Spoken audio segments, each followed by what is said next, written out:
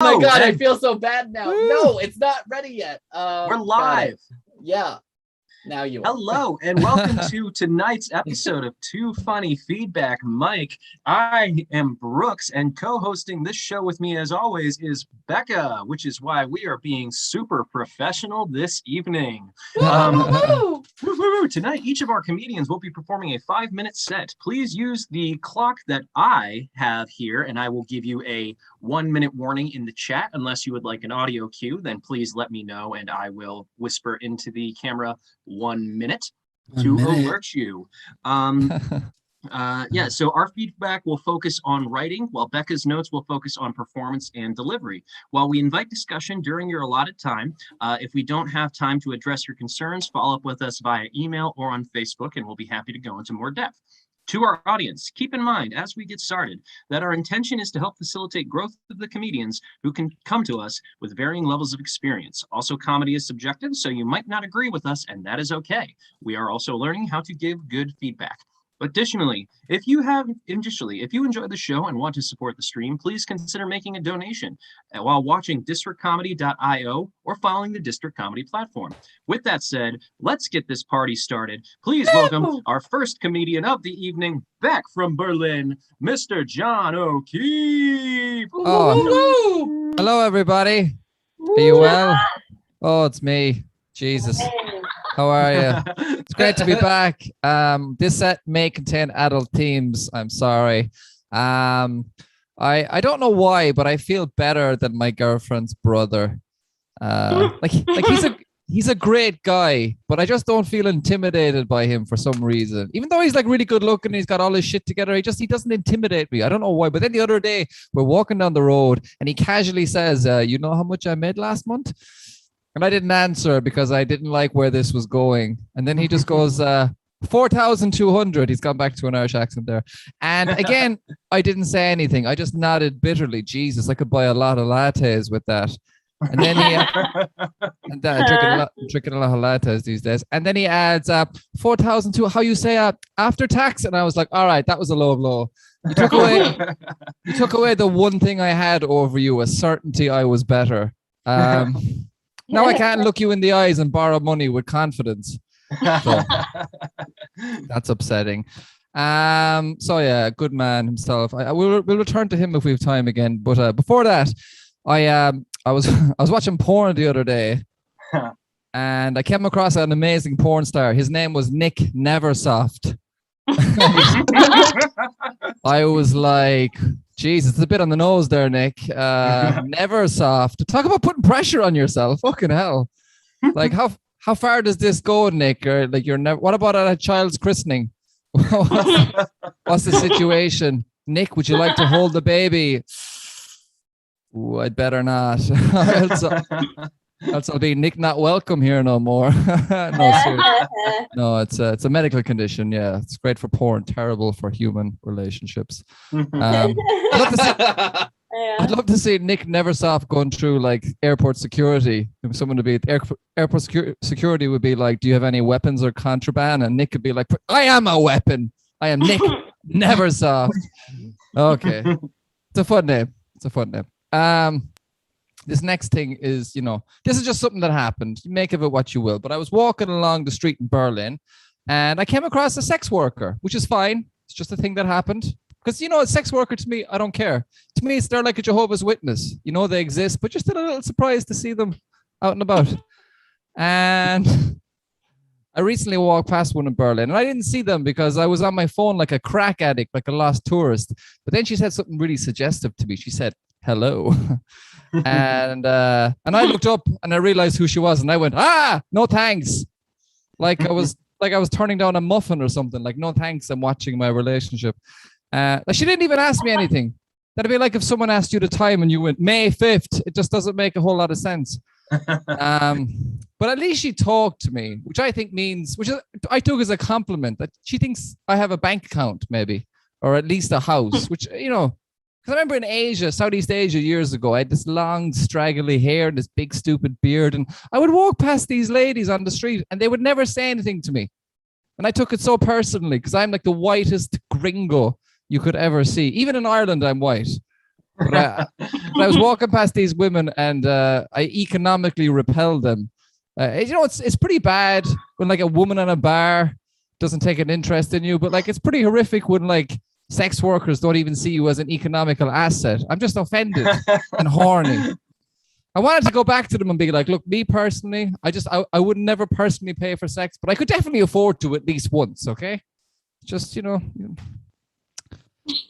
that's the whole thing. I tried that once with calling them the wrong word, and it all got messy. So we all learned a lesson that day. Particularly this guy, particularly me. I'll finish on something equally unfortunate. My girlfriend's brother, back to him again. He has this weird habit. Berliners, they're very open. My girlfriend's brother is super open. He actually likes to shit with the door open. This is not a lie. He craps with the door open. I walk to the bathroom like in good peace, and then I see him there on the toilet, and he always looks up and does this. He looks up, waves, and says hello. And I'm Irish, so I just wave and say hello back. It's super weird and awkward. And then I walk. Then I walk into, he calls me uptight. And I'm like, it's called having social decorum, you animal. People invented doors for a reason. Yeah, I don't really know how to end that bit or even start it would seem. But that's all I've got. Thanks for listening to me. I'm very tired. Woo! All right, you guys, keep it going for John O'Keefe. So my note is, I just have one note on the writing. And nothing else. And this is a very subjective note, so take it or leave it. I don't think it really impacts the set significantly at all. The one line, it's bad enough when women in bars aren't interested in me. I would personally recommend, and this is entirely subjective, maybe change it to be like, I feel bad enough when women in bars are into me, because it just seems slightly like, oh, I'm owed that. I'm owed the women in bar being interested in me. It's just a small thing. Again, I might be the only person interpreting it in that way. I don't think it's a problematic joke as it is currently written. Just a potential idea. And that is my only note for you, man. Fantastic as always. Thank you. Hey, John. Hello. It's great to have you back. We've missed your presence. Thank you. I've missed you too. Yeah. Aw. You all of you, and not exclude every one of you, even the people who aren't here. Is what it was meant for. Like, oh yeah, well, I'm talking. Yeah, everybody equally. I'm very warm. No worries. So I had two suggestions for you. One was a writing one. First of all, I loved your Nick Neversoft bit. It was really funny. I loved when you were like, it's going to be Nick not welcome here anymore. And I was wondering if like there was even like an opportunity to continue to expand that joke of like Nick, and then if it can end, or if the last name can start with like the never or not, but just like keeping like the first letter of it being N potentially, but like Nick not allowed to leave like this region. What Nick not allowed within 500 feet of a school. There you go. Those things, and then just like increasing it more and more. Sure. I see that.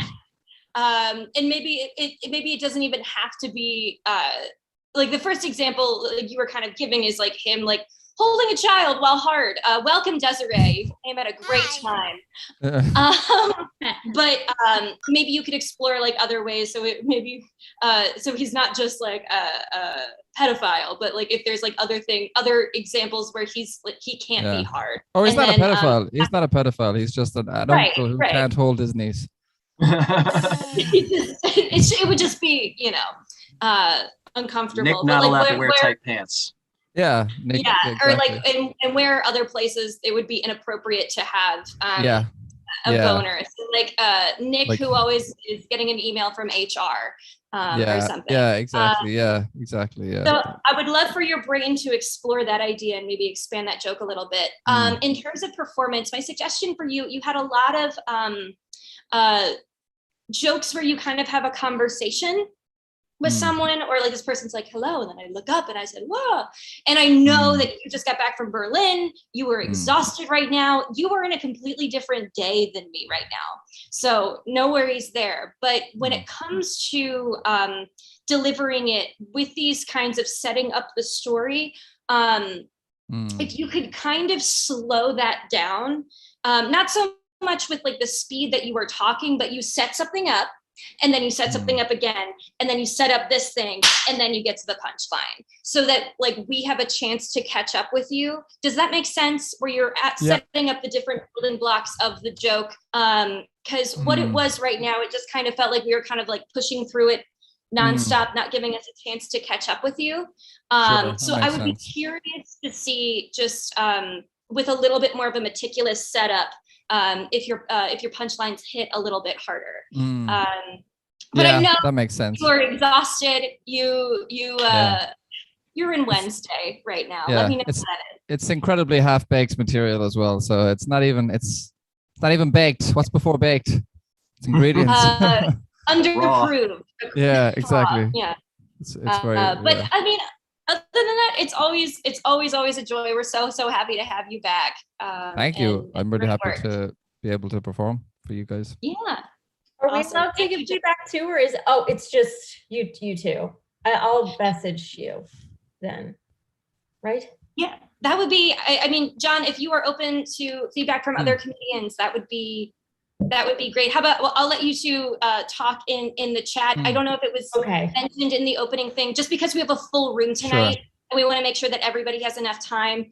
That's just the reason why it's just us. But we love here at District Comedy. We love everybody collaborating together. So John, if you are open to feedback from other people, we encourage that. Thank you, everyone. All right, guys, give it up for John O'Keefe. Woo! Woo, woo, woo. All right, and our next comedian, Kavita Singh. Woo, woo, woo, woo. Hey, everyone. I'm a first-generation kid. My parents are immigrants from India. And when they came to the States, they decided to settle in Long Island. Now, like, I appreciate all that they've sacrificed to come here. But if you're going to travel 8,000 miles to another country, like, was there really no other, like, county that was appealing to you? Like, couldn't you have found a better place to settle in? Maybe one whose cultural landmark isn't a bagel? And Long Island is super sus. Like, my neighbor was actually arrested for being a part of a mob family. And the Suffolk County police chief was actually associated with the murder of sex workers on Long Beach. But, you know, like, despite the bad things, you still try to assimilate. My uncle took assimilation too far. He was arrested for bribing a local government official. When I found out, I was really pissed. Like, thanks, douche. Way to make all Indians look bad. But on Long Island, this shit is par for the course. I also felt a little validated that it was white collar crime. Like, it wasn't stereotypical brown collar crime, like Indian caught stuffing turban with discounted mango from Trader Joe's, like, said he thought they were. My immigrant uncle graduated from a bodega to a wannabe Bernie Madoff, and I think that's worth celebrating. I think that's the true American dream, right? Like, a house, a yard, a picket fence, and an ankle monitor. My parents are immigrants, but they've been supportive of my comedy aspirations. I think it is because it's right now too absurd for them to believe. Like, I feel like if I actually pulled the trigger and quit my job for comedy, my body would be discovered washed up on Gilgo Beach, and it wouldn't be because the Suffolk County police chief slaughtered me.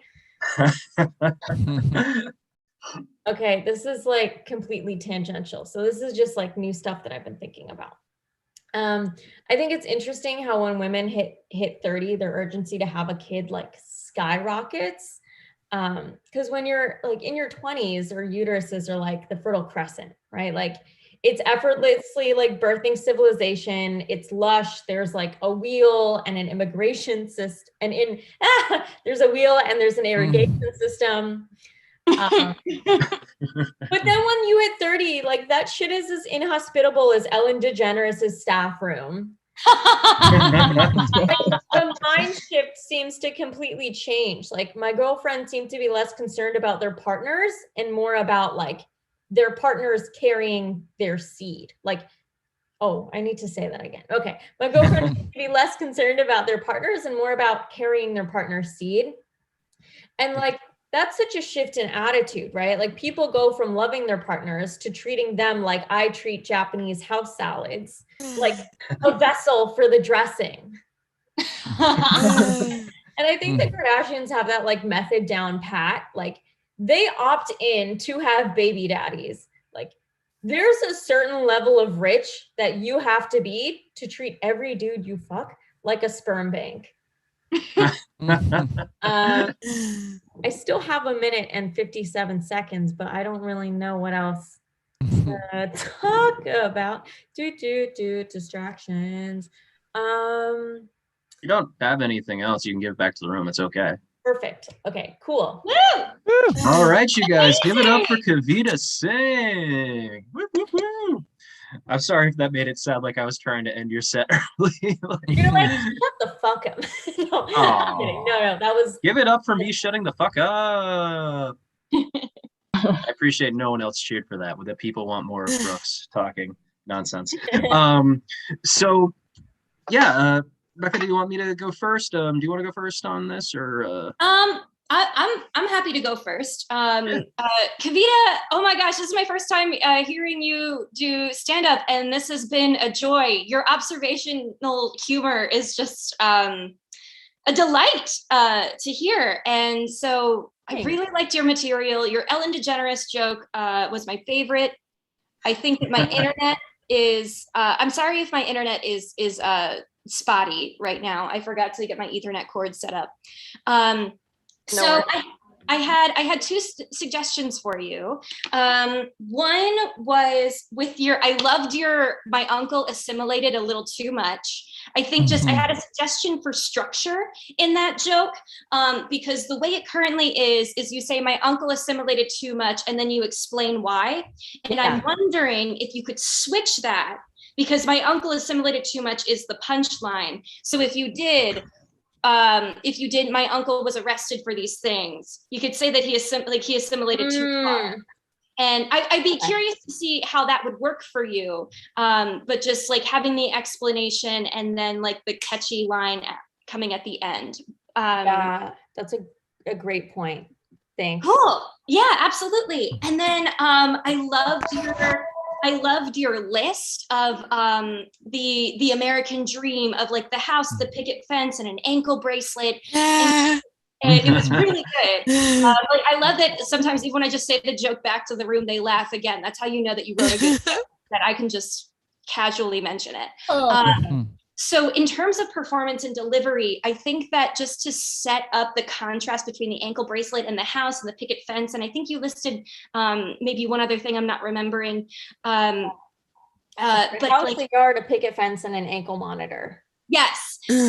I'm wondering if you could list those things as if like they are these beautiful, like you list it really fast. I wonder if you could list it as this, like the house, the picket fence, the la la la, the ankle bracelet, just to kind of like enhance the contrast between the two. Or even playing it around and saying the ankle bracelet and seeing like, but messing with the delivery there, really like using your voice to paint that contrast. But those are the two suggestions that I had. It's a joy to meet you and see your work for the first time. You did a great job. Yeah, thanks. I appreciate the feedback. Woo. Helpful. All right. My turn. I'm gonna second I love the Ellen joke. And I also really love the sperm bag joke. So I think those two things were like really, really funny. Couple notes that I had. The phrasing on like the need to assimilate a joke portion, like the setup was slightly it was a little awkward and wordy. So that might have just been like repetition, caught it on a stutter. We all do it. But just something I wanted to note. And something I thought might be funny is if you go like, well, your uncle didn't even assimilate that well when he tried, because like you have the mafia killing, you have the serial killing, and then he did white collar crime. That doesn't match with the others. Right. Come on, if he's gonna go to Long Island, like he should be arrested for like strangling the a whole 9 prostitute from a yards. speedboat. Yeah, like Right. Sex worker. so. Got it. It's just again a potential thing. And the second time you mentioned the Suffolk County Police Chief slaughtered me. That's another portion where it's a little wordy. You might want to consider change, like local police chief or like local police. Suffolk County, saying it over and over and over again. It's kind of it's a lot. You can just get by with again saying local. Do you think I should just like cut that whole part? Like I don't know if it's funny, period. I personally like it. I personally like it. How I would do it would say serial killed me, because that was a really funny like thing to mention, but like that your police chief was a serial killer. But Right. I don't know. I personally like the joke. I don't know if others feel the same. Okay. Just some slight rephrasing of some words and changing them. But yeah, that's all I got. Great job. Thank you so much. Great job. Keep it up for Kavita Singh. Woo! Oh yeah. Our next comedian is Nicole Benjamin. Whoop, whoop, whoop, Woo, whoop. Nicole. Thanks for having me, guys. You know, people always mistake me for the sassy Black lady at work. And while I can assure you that I'm Black, I am not sassy. Please don't ask me to confront Brenda to stop microwaving fish in the break room, because I'm just afraid of her as you are. I'm a physical therapist, and I've been doing that for the last 12 years, and it's really taught me a lot about dealing with different kinds of people. And my patients, they often want to give me advice. So they might be like, oh, you don't have children? You should definitely have some. Oh, honey, don't do your hair like that. It's not flattering. You know, it's great. It's like having the awful mother-in-law without the useless husband. But I feel like being a physical therapist is almost like being a spy. It's not the long work hours or the physically or mentally demanding work. It's the fact that we really avoid telling people what we do in social settings. Not because we might get killed, but because I don't want to be at your dinner party and hear about your sprained ankle from 1992. But you know what? I have to say, we really are like the hairdressers of the healthcare world, because people just tell us all of their wild stories. And you know, it's really just people who are oversharing, but I've come up with the best way to deal with these kinds of situations. First, I say,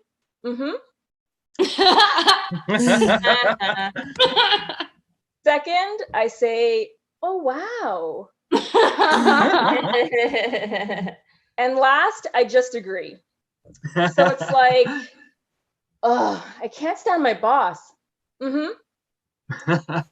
He made me stay late 3 times this week. Oh, wow. I'm going to kidnap him and put him in my basement. Definitely. Guys, I'm a physical therapist, not a psychotherapist. So I don't know if you guys have, like, if you work with old people, like your coworkers are old, but I've noticed I've never met like an old physical therapist, like no one over the age of 50. I kind of imagine that like after 20 to 30 years of working, we get to sent to some sort of ranch where we have to unlearn everything we've told our patients. So, you know, you go in there and someone will sit you in a chair and they're like, now slouch. Slouch more. No, smoking is not the new sitting is not the new smoking. Mess up that joke. But I even imagine, you know, like they probably just show you videos all day of people just picking things up all wrong. I do want to tell you guys a quick little story. This is a story of when I went for a job interview and I almost joined a cult. I was a pretty new grad at a physio school, and a lot of my classmates were finding jobs, and I was feeling, you know, really desperate. And I got an interview at this really posh, you know, gym, physiotherapy, chiropractic clinic. And, you know, I was feeling so desperate for a job that this really seemed like the opportunity. it was kind of like that first match you get on Tinder that's not a bot. It's like, this is a soulmate. So anyways, I went in for the interview. It was all cool. The owner guy was really nice and I was interested. And he said, okay, I want you to fill out this employee questionnaire and, you know, just take it home, read it over and call me in a day or two. So I took this thing home and I was flipping through it, and it included questions such as, are you a slow eater? Do children irritate you? Do you whistle just for the fun of it? So I was like, you know, are they trying to find out if I'm going to be a team player or if I'm a serial killer? Because I can do both. Just give me the job. So I looked up this questionnaire, and it actually turns out it's a recruiting tool for the Church of Scientology. Yeah. So at this point, I was like, come on, L. Ron Hubbard, hook a sister up, give me a job. But no, I decided I wasn't going to take that job. And so I called the guy and I told him, and he seemed like really angry, like disproportionately angry for the situation. You know, I don't know if he was supposed to sign up one more person and then Tom Cruise comes to his house to personally jump on his couch, but I think I dodged it. Thanks, guys. All right, you guys, keep it going for Nicole Benjamin. Woo, woo, woo. That's true. It's awesome. All righty. I'll take this one first if you guys don't mind. Nicole, I really liked your set. I liked a lot of the jokes about your job. I too have almost accidentally, I too have accepted a job interview at a cult. So really identified personally with that one. Unemployment's a hell of a thing. And you're really nice. One note I did have, I really liked like the beginning joke, like, I'm not sassy. I'm not going to confront Brenda in the break room. Maybe potentially dive more into like some of the other like sassy stereotypes, just kind of build into that. That was like the only joke that I noticed where you didn't follow that like flowing rule 1, rule 2, rule 3. And I think my favorite joke that you did was the conversation formula one where I agree, I go, wow. And yeah, I thought that was hilarious, and how you applied that to that final, how you applied it to like the extreme was a very interesting twist on that. I don't know if you want to maybe go like, here's how it normally goes. It's a problem if they want something crazy, but overall though, I think that joke is fantastic and it's probably one of my favorites. So good job. Cool, thank you. Awesome. Nicole, like another new comedian for me to like be introduced to your work, and this was like truly a joy, and I completely agree. Like your opening jokes were, I mean, your joke. I loved your material. You have a new fan in me. So I had like 2 suggestions for you, just to like help like enhance it just a tiny bit, because it's already lovely. I loved your joke about the like what Brooks was saying about the formula of and that thing, the way that you originally deliver when you first deliver just the first the timing impeccable, don't change a thing. When you go into the second part of it, of like showing the conversation between the person and your response, the timing there felt a little off.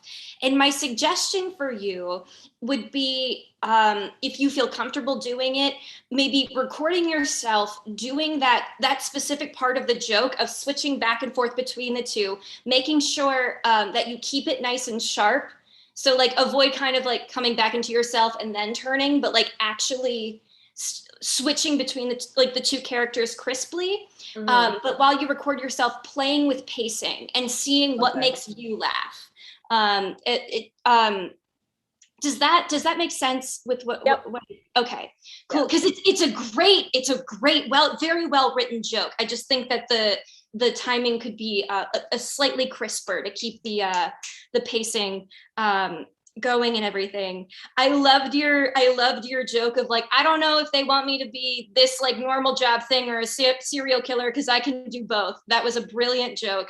I wrote down like a suggestion of saying multitasking is one of my like special skills. It's right there on my resume, but just like with like maybe like exploring that joke a little bit more, of saying I can do both. If you ask me what my strength is, actually, I think that's one of my weaknesses, that I'm a multitasker or something like that. And exploring that job interview aspect of like, I can be a serial killer if you need me to. But yeah, I mean, just great job. This was truly a joy. And thank you so much for coming on today. Thank you so much. Yeah. Keep it going for Nicole, you guys. All righty. Our next comedian was really mean to me at my bachelor party, but it's okay because I asked her to be. Give it up for Desiree Walsh. Hi. That's true. I did roast Brooks at his bachelor party, and I forgot a joke. Brooks has dashed my hopes of the ADA. Just ruined it. I am disabled. That's why I care about stuff like that. I'm not just really into American legislation. Yeah, I have also accidentally gone to a job interview that was for a cult as well. I wonder if it's a comedian thing. Yeah. I do use a wheelchair, and one of the things I always like, a question I always get from walkies as a wheelchair user is, why are you alone? And I always find this really interesting because I'm not married and don't have a cat. That's why I'm alone. Also, like, who takes an entourage to like run errands? Like, no one, not even in Canada. I'm also Canadian. Where healthcare is free. Has anybody been like, okay, so we're gonna go out for dinner and then I'm just gonna get the cyst drained real quick? It'll be fun, I promise. No one, yeah. Healthcare as a disabled woman is kind of interesting. I recently asked one of my friends what word she used to get the doctor to take her gallbladder out, how she advocated for that. I feel like Canadian healthcare is kind of like you're on a game show where your prize is a pain-free existence. Yeah. These are all jokes that my instructor at Second City said I don't get. Maybe don't do them. Yeah. One of my favorite things to do is rock climb. Like, that's not even a joke. I really, really like rock climbing. I know it's ironic because half my body is dead, but I really, really like it. And you are right. I am very bad at it, very bad, but love it. And I find it interesting because people always think I'm gonna be amazing, like just amazing. And it's just like, why would you think that? Like, half my body is dead, and the first step of me rock climbing is politely asking the person who's belaying me to just put my foot on the first step. Also, I'm like, not like, I need a tag for this, but like I look like a melted ball of plasticine. Like I'm not the Hulk. I'm other fun facts about me. I'm low-key addicted to psychics. I have to work very hard not to give them all of my money. Yeah, there's a place in Toronto where I live called Dundas Square. It's like a poor man's New York Times Square, because Toronto thinks it's New York. We most definitely are not, but we think we are, and that's what counts. It's very similar in that we also have Disney characters that will mug you after taking a picture. There's a guy that bangs on a bucket, and then there's some religious leaders and some cult recruiters. I have to stay out of there because I will join a cult because they have cool purple robes and Lisa Frank stickers. It's not 1995. Those things are hard to come by. It's almost worth selling your soul for. Yeah, I have been to a psychic once. Well, a few times, but I only have about a minute left. And I asked her who I was gonna marry because I just don't have time to put the work in. And she told me it was a guy I worked with who was a little bit younger than me, but I talked to him every day. And she said, is there somebody like that? And I said, yes, but he's gay. She gave me a look like that's what you think. And I gave her a look like, no, I've seen him full on kiss a man at Pride in a rainbow t-shirt. He is gay. And she just said, oh no. And I said, yeah, so who am I going to marry? And she said, oh, not him, someone else. And it's like, thanks for that, someone else. I have had a few comedians read my tarot cards, but I feel like it's a vehicle to say passive aggressive things to me. Last time I had it done, she flipped the card and I was like, oh, what does that mean? And she said, stop spending your money on psychics. They're not real. Thanks, that's my time. All right, you guys, keep it going for Desiree Walsh. Woo! Rebecca, do you want to take the start off this one? Yeah, I mean, like, Desiree, you were on fire tonight. First of all, I have not seen you since like you were last on, and you were saying that you had that like 30-minute set coming up, and I wanted to know, how did that go? Oh, no one showed up. It was fantastic. Oh, Yeah, they didn't make me do it because only one guy showed up and he had seen me before. And they were like, it's not fair to make you talk for 30 minutes for one person, but you can still have money. So it worked out well. Oh my God. that's amazing. Yeah. Congratulations. Because I was wondering with like the new material you had at the beginning, I was wondering if you like wrote that specifically for that performance, because it was great. I love that the new material you had at the beginning. So yeah, you were on fire tonight. I don't have a lot of notes for you because I was just like really enjoying your set there. I had like a suggestion for because I know that you've been working on this like one joke about the psychic for a long time, and it's a joy to hear it every single time that you bring it in. I had a suggestion of like with her saying, like, who am I going to marry? And she says, well, not him, someone else. And then you could probably follow up with like, cool. So I paid $45 for her to tell me I'm marrying someone else. Yeah. Something like that, just to maybe button it a little bit. But that's really, I'm sorry I didn't write down more. It's just that you had some fantastic energy tonight, and I really enjoyed your new material at the beginning. You did a great job tonight. Thanks. Yeah. Woo! All righty. Desiree, fantastic as always. I really love the "Why Are You Alone?" because I'm not married and I don't have a cat. Amazing. And the entourage. Who needs an entourage for running errands? That hilarious as well.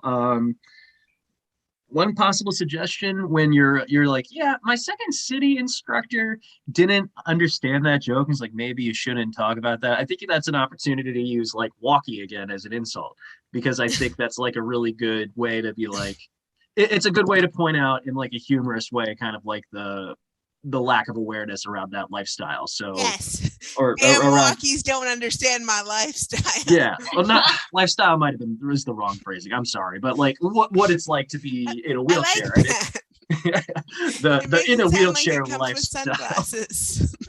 Yeah, so that's a potential suggestion. I think I don't know if you did that as like a throwaway, like a riffing line, but if you did, you should keep it. And yeah, if not, that's a potential suggestion. So Actually, sorry, Brooks, do you have any other notes, or could I jump back in just real quick? No more notes. Okay, Desiree, an idea that I have, and this is another writing suggestion. But like, if you are looking to build out that moment with your Second City instructor, I remember a couple of sets ago, I asked you, I was like giving you feedback, and I used the term walkies, and I'm like, am I allowed to use the term walkie? And you're like, sure, you can use the name of your people or something like that. And I didn't know like if you wanted to maybe incorporate, because that was a great joke that you just like came up with on the spot. And if you wanted to incorporate that into like that conversation, Sure. Conversation with your Second City instructor, that might be a fun opportunity. Yeah, that's a good idea. Cool. All right, guys, keep it going for Desiree Walsh. Woo! Woo! All right, and our final comedian of the night. Please give it up for the fantastic Amira Abu Al-Saud. Woo! Hi, how is everyone? Great. Good. I don't care. This is about me. So I think the wrong Indian is being spotlighted. I'm not Indian. Oh, The wrong brown ethnic person. I'm working on it. We're not all perfect. Oh my God. All Hey, right. Mira, sorry. She had her camera off and now it's on and I'm working on it. Okay. There we go. So Your time will be restarted. Okay, cool. So I had a date with this vegan guy. He actually canceled. So it turns out vegans don't like to hurt animals, but have no problem hurting me. He was like a vegan boxing instructor. He taught people how to beat up vegans. No, I'm just kidding. But he was super bossy. He was like, jump rope, uppercut, don't eat cheesecake. I'm like, what? I need to eat as many eggs as I can. I'm getting older. I'm not going to be able to have children. I eat like 77 eggs a day just in case. But now I smell like eggs, so no one wants to be around me. Science. I don't read, so maybe it's not accurate, but whatever. Okay, so I was talking to this Muslim guy, and he was like, wow, I really admire you. You're a strict Muslim. You don't even date. Yeah. That's not on purpose. But I mean, have you seen what's out there? Actually, Muslim men are allowed to marry 4 women, and they don't have to be Muslim.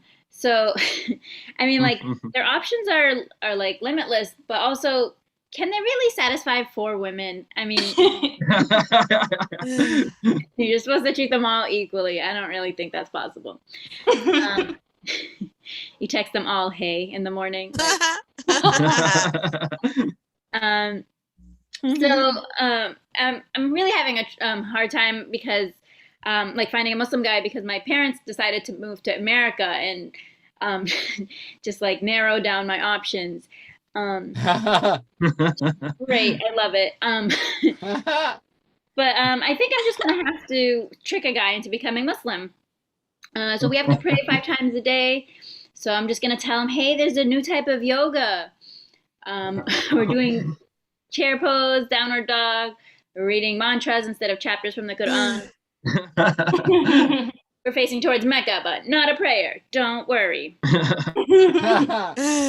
I'll be like making him turkey bacon, and he'll think it's real bacon, and he'll be like, this tastes kind of funny. And I'm like, yeah, it's just a new type of butter. Don't worry about it. So I don't know, what's up with the guys that like direct message you happy birthday? Like, you can just put it on my wall. Like, if I'm your side piece, just let me know. I mean, I just want to talk to someone, so I'm fine with messages, but nothing else. Maybe. Okay, so I don't get along with my dad, and he recently moved, is traveling to Jordan. He wanted to come back in a month, but the airline said you can only come back in 2 months. So American Airlines is officially my favorite airlines. And so I needed like a doctor's note for like to get a parking pass or whatever for my family. So I was telling my doctor like, oh, my knees hurt, and she was trying to do my BMI, like how much do you weigh, whatever. And then I'm like, I can do the BMI with like Google, but I was trying to ask her like to do it with my muscle mass. You guys can't tell, I'm really muscular, and I hide it well. But she told me just like a regular number that I would come up with, and then I was like, yeah, but you can't. You're not factoring in the muscle. And she was like, yeah, I can tell you don't have any through your voice. I was like, don't ever get to thinking you're irreplaceable. I thought she was a doctor, not a surgeon. I mean, she cut me deep.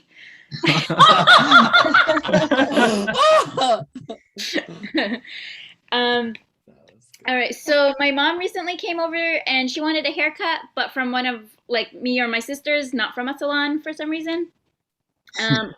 My dad was like, don't ask Amira. She worries too much about messing up. Ask Yasmin. She doesn't give a shit how you look. So we compromised. I cut the front. She cut the back. She was like a bowl cut in the front, whatever in the back. Like, I don't know. She looks like Mo from the Three Stooges, but only in the front. But it's okay. She doesn't look in the back anyway. I recently went out with this guy. It turns out he has a white van. I don't know. He like sells beauty supplies. So at the end of the day, he just gave me like face scrub and a face peel. So he didn't call me back, but now I can put my best face out there. I mean, like, what is he too busy doing? Like, luring kids into his van? Whoops. That's my time. Got another minute. Okay. So I don't know if that hit or not because that was distracting, but maybe. I feel like Instagram is a lot like dating. If you're hot, men follow you. If you're not, you follow a lot of men that are hot and you just have no followers. Maybe the same idea. Okay, I don't know why I repeated it. But all right. So I've like there's a song that's like you want something and if you can't have it right now, then you don't want it at all. But I've been obsessed about being like in gymnastics since I was little, like since I was like 4. And my dad never put me into it. And then some agency put me into it. And I was like 15 in the beginner class with 5-year-olds. And they were just like, how old are you? You're a giant. And I'm like 5 feet, maybe since I was 15. I'm not a giant, but it's just so awkward. I don't know if that's funny yet, but thank you guys. That's my time. All right, guys, give it up for Amira. Woo, woo, woo. All right, Amira, fantastic as always. I have great set. And quick suggestion, I know this is harder to do on Zoom than it would be live because like the reactions are delayed. But the how's everybody doing? Woo, I don't care. Try to hit that I don't care a lot faster after like the first sound is made. It's Zoom though, so it's Zoom though, so it's hard to time that one because we all have that slight delay. General advice: don't get mixed up with the other brown comedian. Sorry, I know that was an accident for Tom. I'm sorry. The eggs joke. So try to do a little bit more connection on why are you eating so many eggs and tie that to like the biological clock thing. I think that's where you were trying to go with that. Am I misinterpreting that? No, I said to have children. Like I'm not going to be able to have them. Yeah. So great job, Kavita. So try to connect that maybe a little bit more. But I absolutely loved the punchline. I eat 72 eggs now. I smell like eggs. That's a fantastic. That's a fantastic like twist for it.